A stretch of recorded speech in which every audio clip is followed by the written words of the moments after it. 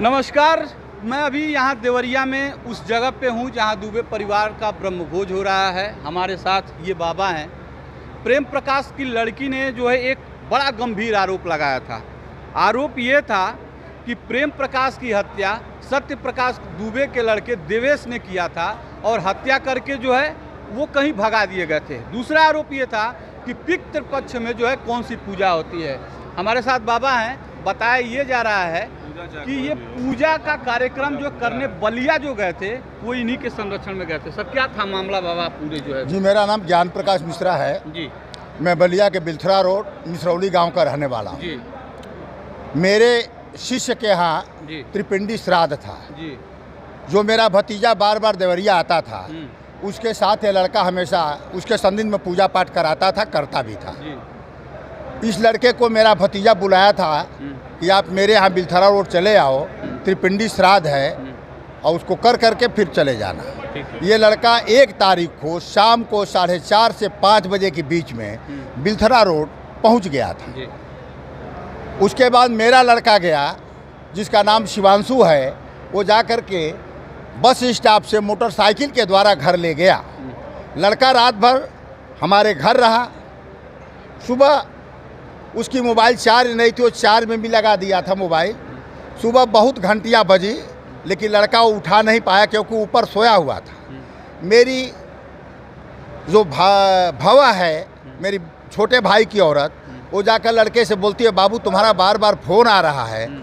तो लड़का गया और फ़ोन जब उठाता है तो देखता है कि बहुत सारी कॉल आई हुई हैं। वो लड़का वहाँ से फ़ोन किया तो बताने वाला कोई बताया कि आपके घर में बहुत ज़्यादा टेंशन हो गया है, बवाल हो गया है, कृपया आप घर चले आओ। उसको कोई घटना नहीं बताई गई। अच्छा। उसके बाद फिर मेरा भतीजा बोलो कि चलो आए दिन तो तुम्हारे यहाँ घटना होती रहती है, ऐसी तू में हुआ करती है, आप ऐसा चलो कि पूजा पाठ करा लो और अपना दक्षिणा उक्षिणा ले करके तुम घर चले जाना। अब वहाँ से लोग कपड़ा वपड़ा चेंज कर करके धोती कुर्ता पहन करके ये भी लड़का और अपने अपने तौर तरीके से तैयार होकर बिलथरा रोड गए। फिर वहाँ से फ़ोन गया इसके घर से, तो मेरा भतीजा उस बार फ़ोन उठाया तो बताया गया कि बाबू ऐसा है कि उस लड़के के पूरे परिवार को मार दिया गया है, सारे लोग मर गए हैं, घर में कोई जिंदा नहीं है, उसको जल्दी से जल्दी भेज दीजिए। आपके भतीजे से कहा? जी। उसका सुंदरम नाम है। फ़ोन करने वाला कौन था? और उसके गांव का कोई किया होगा। अच्छा। कोई औरत की थी। अच्छा। कोई महिला फ़ोन की थी। तो उसने बताया कि उसके घर के सारे लोग को मार दिया गया है, कोई भी नहीं बचा है। तो मेरा भतीजा सुंदरम जो है, इस बालक के पास पैसा भी नहीं था कि वो किराया भाड़ा करके अपने घर आ सके। मेरा भतीजा उसको किराया भाड़ा दे करके टेम्पू में बैठा करके सलेमपुर के लिए उसको रवाना कर दिया। वहाँ उनको बता दिया गया कि आपके परिवार? नहीं, वहाँ नहीं बताया गया। हम लोग सोचे कि बच्चा है, अकेले है, हो सकता है इसके सामने कोई समस्या आ जाए, देखने वाला कोई है नहीं, इसलिए लड़के को टेम्पू में बैठा कर करके सलेमपुर के लिए हम लोग रवाना कर दिए। अच्छा। जी। अच्छा, उसके बाद जो है यहाँ वो लड़का आया जी।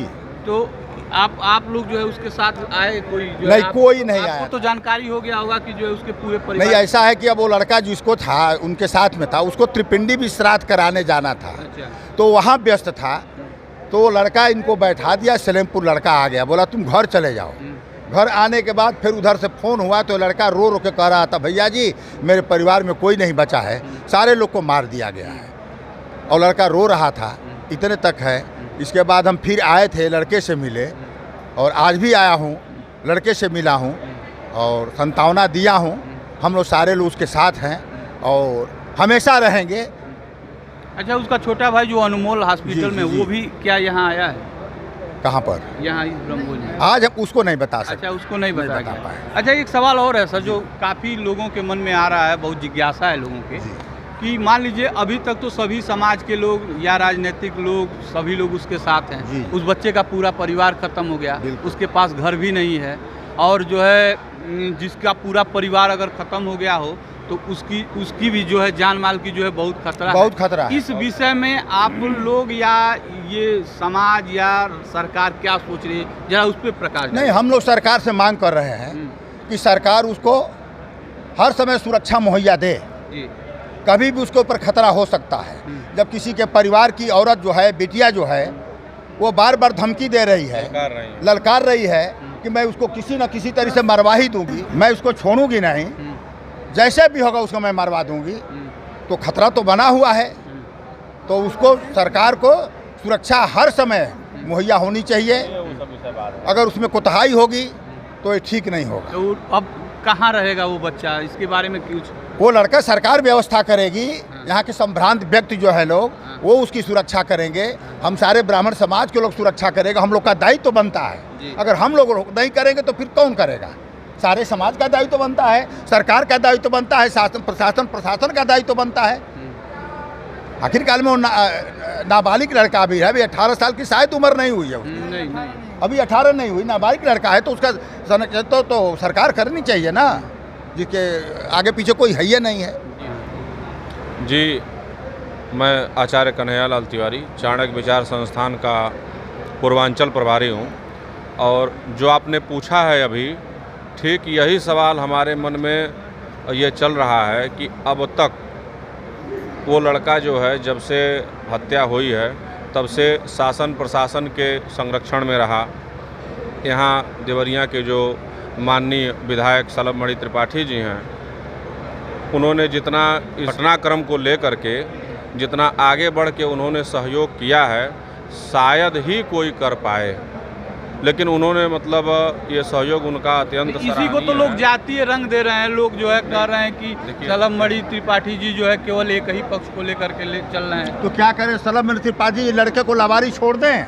नहीं, लावारिस छोड़ने की बात नहीं। सलभमणि त्रिपाठी जी दूसरे पक्ष के लोगों को हम यह संदेश देना चाहते हैं, कहना चाहते हैं, पहले इस पूरे घटनाक्रम को गंभीरता से समझें और इसको जो है जातीयता के साथ न जोड़ करके एक बार इसको इंसानियत और मानवता के नज़र से देखें और जोड़ें, तो शायद उनको यह घटना समझ में आए कि वास्तव में हुआ क्या है।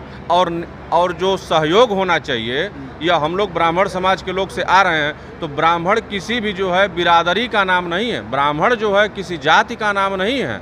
ब्राह्मण जो है वह एक मतलब ऐसा नहीं है कि वो ब्राह्मण तिवारी मिसिर सुकुल जो है वही ब्राह्मण है। ब्राह्मण कोई भी हो सकता है, वो यादव जाति से हैं वो भी ब्राह्मण हो सकते हैं, लेकिन ब्राह्मणोचित कर्म करें। जो ब्राह्मण का कर्म है वह कर्म करें तो ब्राह्मण हो सकते हैं। अब विषय यहाँ यह है कि न्याय संगत बात होनी चाहिए। जो पीड़ित है, जो प्रताड़ित है, जिसके साथ यह घटना 2014 से चल रही है, बार बार जो है प्रेम यादव के द्वारा सत्य प्रकाश दुबे जी को घुड़की धमकी देना, मारना पीटना, यह सब लगातार क्रम चलता हुआ चला आया है। हाँ, ये विषय अलग है कि अब जितनी गंभीरता से इस विषय को ली जा रही है, ये इस घटना के बाद 5 ब्राह्मणों के हत्या के बाद, तो उतना गंभीरता से पहले नहीं लिया जा रहा था, लेकिन अब लिया जा रहा है। तो हम जो है यादव बिरादरी को केवल इतना संदेश आपके चैनल के माध्यम से देना चाहते हैं कि इस घटनाक्रम को जातीय बंधन से न जोड़ें, इसको जो है न्याय संगत दृष्टिकोण से देखें। और वास्तव में पीड़ित कौन है? पीड़ित प्रेम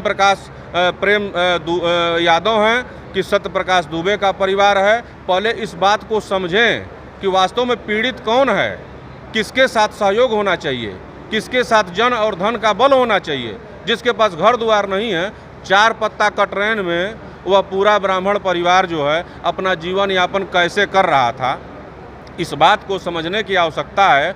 और जो उस गांव का इतना बड़ा जो है महाबली व्यक्ति है, वो उसके सामने क्या है, प्रधान जिला पंचायत, तमाम सारी चीज़ें, अवैध भूमि पर कब्जा, ये सब सारी चीज़ें रही हैं। तो अब इसको जातीय व्यवस्था से जोड़ना, जाति के साथ जोड़ना, यह गलत है, यह न्याय संगत नहीं है। न्याय संगत यह है कि पीड़ित परिवार के, यह सर्व समाज की बात है। विकास दुबे को सरकार ने मार गिराया, ब्राह्मणों ने कोई शोक नहीं किया क्योंकि वह राक्षस था, उसने भी तो ब्राह्मणों को ही मारा था और तमाम उसने जो कृत्य किया था। तो अब आप स्वयं जो है विचार करें कि ब्राह्मण समाज जो है, यह रावण को हर साल हम लोग जलाते हैं। क्यों जलाते हैं? वो तो ब्राह्मण है ना, तो नहीं जलाना चाहिए। लेकिन उसने ऐसा कृत्य किया है कि हम लोग जो है क्षत्रिय समाज से भगवान श्री राम आते हैं, हम लोग पूजा उपासना उनकी करते हैं, न कि रावण की करते हैं। एक सवाल लास्ट है सर मेरा आपसे जब देवेश आपके यहाँ गए थे तो उनके पास अपना मोबाइल फ़ोन था?